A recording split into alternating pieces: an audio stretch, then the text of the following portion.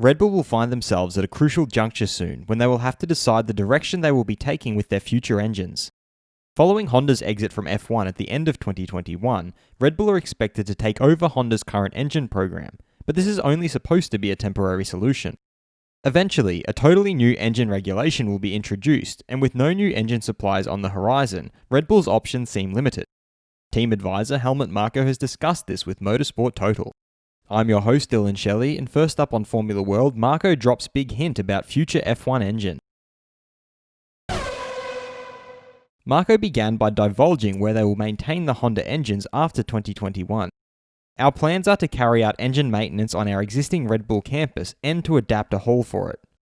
He then discussed why they want to go with the option of taking over Honda's engine operations instead of going with one of the other three suppliers, despite the former option being more expensive.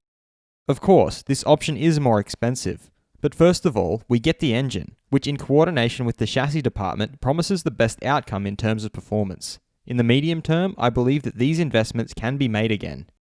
He then speculated on the brand new engine regulations that will be eventually introduced in F1.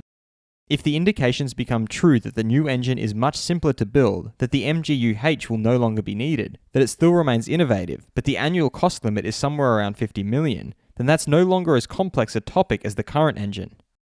He then pointed out how such an engine would be something they can develop and produce themselves. That means that we could then use the facilities that we will have in Milton Keynes to do the development for such an engine. Whether alone or in cooperation, that is then a matter of negotiation, I would say. Fast feed. Ferrari's Charles Leclerc feels that 2020 was his best season personally in Formula 1, and that he thinks with what he has shown on the track he's very happy. He also suggested that Ferrari have made small steps in the right direction, and this is not always a given in Formula 1. Red Bull's Max Verstappen thinks that his new teammate Sergio Perez does very well in races, aggressive yet controlled. He does that well. 1997 world champion Damon Hill has advised Red Bull by saying that they have to listen to what Sergio Perez says, because he has a lot of experience, more than Verstappen has. He further elaborated that sometimes someone has so much talent that he can go fast even with a bad car, but that doesn't mean that they are going in the right direction with the car. Haas 2020 stand-in driver Pietro Fittipaldi has been trying to get back in IndyCar ever since the 2018 season finished, just because he loves that style of racing. Team boss of the Mercedes Formula E team, Ian James, feels that FE as a series is getting to a point now where they're going to see flow in both directions with F1 as far as personnel and drivers are concerned. Williams driver George Russell has admitted that his driving style at Williams was disadvantageous at Mercedes. Four-time world champion and non-executive director at Renault, Alain Prost, has confirmed that they did not expect to be so good in 2020.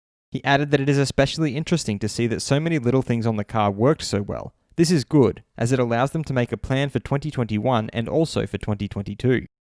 McLaren CEO Zak Brown has reiterated that it's just a customer relationship and that the team is really looking forward to working with Mercedes. He also added that what he's heard so far shows how well prepared Mercedes is to work with their customers. Their communication, their timing, is just a big well-oiled machine. And he further confirmed that he is only getting feedback from the technical team that the cooperation is going well and smoothly, and that they are extremely happy. Was 2020 Charles Leclerc's best season in F1 so far? Head over to my community page to vote in the poll and let me know what you think in the comments. And if you like this video, feel free to subscribe and check out my others for all the latest in the world of Formula 1.